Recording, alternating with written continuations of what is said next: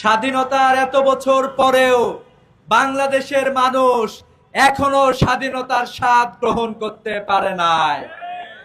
বারবার আমাদের উপরে যে সকল শাসক গোষ্ঠী চেপে বসেছে, তারা আমাদের স্বাধীনতাকে টুটি চেপে ধরেছে।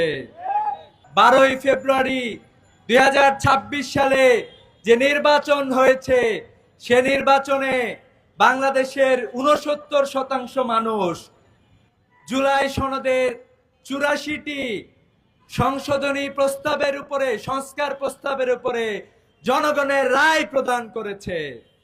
কিন্তু আমরা দেখতে পাচ্ছি বর্তমান সরকার সেই রায়কে বৃদ্ধাঙ্গুলি দেখানোর চেষ্টা করেছে।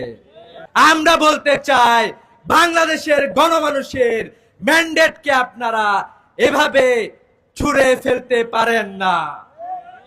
জনগণের উইল সংবিধানের চেয়ে বড়।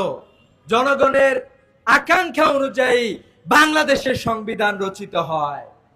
অতএব এ ধরনের ডিস্ট্রাকটিভ কার্যক্রম থেকে আপনারা ফিরে আসবেন, সেই প্রস্তাব রাখছি।